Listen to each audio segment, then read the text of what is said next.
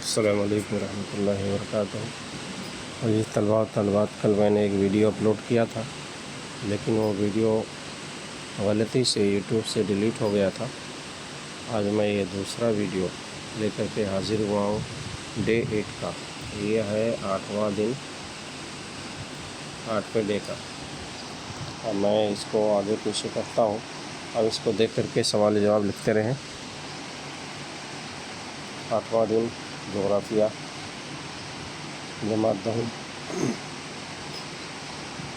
سبق نمبر 3 میں سے مختلف زمینی شکلوں کو دیکھ کر کے سوال کے جواب لکھنا ہے۔ پہلا سوال ہے بھارت کی طبعی ساخت کا نقشہ دیکھ کر کے سبق نمبر 3 سے 6000 میٹر سے زیادہ بلندی والا کس سمت میں ہے؟ شمالی میں۔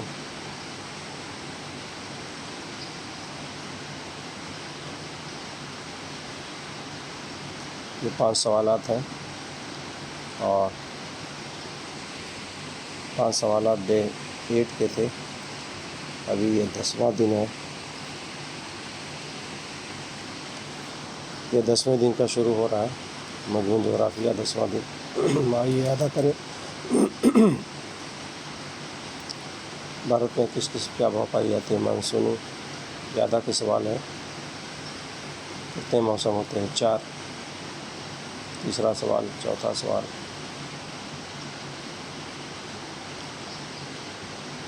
یہ مین سوال یہاں سے شروع ہو رہے ہیں۔